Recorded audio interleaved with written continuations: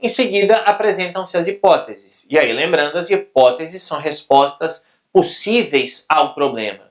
Então, se eu tenho aqui como problema quais itens presentes no conceito de nação surgidos lá no século XVI influenciam o comportamento político dos russos hoje, eu trago aqui como hipótese o quê? Que o comportamento político da Rússia atual é condicionado diretamente pela ideia de patrimonialismo.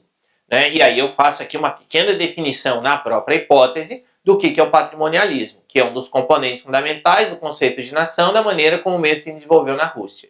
Então percebam que também aqui na hipótese eu tenho uma relação de causa e consequência, eu tenho uma relação entre variáveis. E que variáveis são essas? O comportamento político na Rússia atual, por um lado, e a ideia de patrimonialismo, por outro lado. Na próxima hipótese, eu também tenho aqui uma relação de causa e consequência. Eu tenho aqui, e aí acompanha aí, a Igreja Ortodoxa, considerada como um dos pilares da nação russa, historicamente incentivou a submissão da população aos czares, o que levou até os dias de hoje a população a ver o líder político supremo como uma pessoa que nunca erra e que, portanto, tem o direito de se utilizar do poder político da maneira que acreditar será melhor para a população. Então, de novo aqui, eu tenho uma relação entre variáveis. E que relação é essa aqui? É o comportamento da Igreja Ortodoxa, que historicamente, então, incentivou essa submissão, e esse comportamento da Igreja Ortodoxa gerando o comportamento político dos russos atual. Percebam, isso é uma certeza? Ou na hora em que o projeto foi redigido, isso era uma certeza? Não, isso era uma suposição do autor do projeto. Quer dizer, o autor do projeto supôs que a Igreja Ortodoxa, de tanto defender essa ideia, acabou incutindo isso na cabeça das pessoas e isso ficou até os dias de hoje. É uma hipótese, e aí que seria necessário então verificar se isso responde ao problema. Uma outra hipótese, como está aqui, o povo russo é historicamente acostumado com a ideia de que o Estado deve ser forte e provedor, com alta incidência de personificação do poder.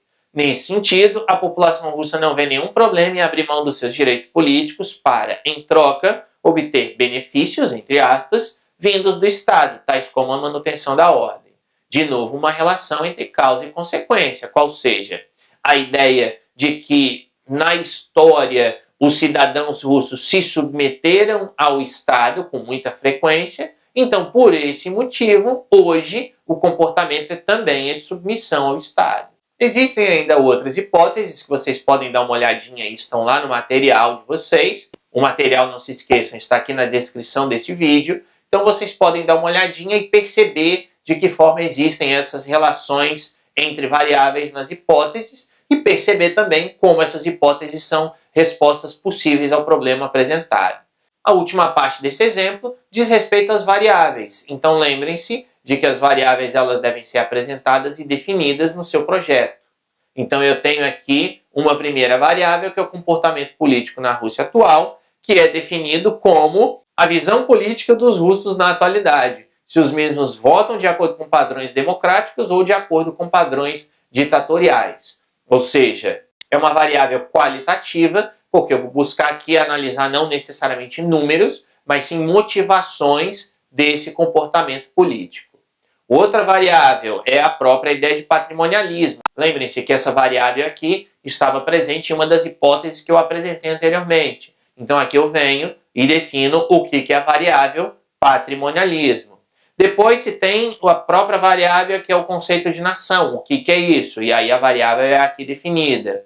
E ainda outras duas, para não estender demais aqui, são as variáveis Igreja Ortodoxa Russa, e o que eu quero analisar com isso, quer dizer, lógico que eu não vou definir a igreja, mas eu vou definir as ações da igreja, e a última variável que eu quis trazer aqui é a própria participação política individual. E aí, de novo aqui, quer dizer, eu trago o que ela é e como que eu pretendo utilizá-la no meu trabalho, nesse exemplo aqui. Então é isso, pessoal. Essa foi a nossa aula número 5 sobre hipóteses e variáveis. E eu espero que tenha ficado claro para vocês o que são hipóteses, o que são variáveis, como formulá-las, por que formulá-las e a importância delas no trabalho acadêmico.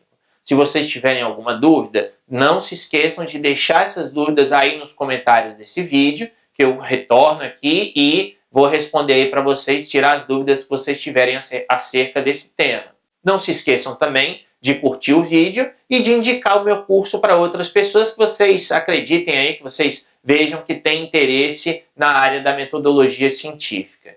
E ainda, não se esqueçam também de assinar o canal para que vocês possam receber as notificações dos próximos vídeos que eu vou disponibilizar por aqui. Então é isso, pessoal. Mais uma vez, obrigado por estarem aí assistindo ao meu curso. Divulguem meu curso com os colegas de vocês. E um abraço a todos e até a próxima.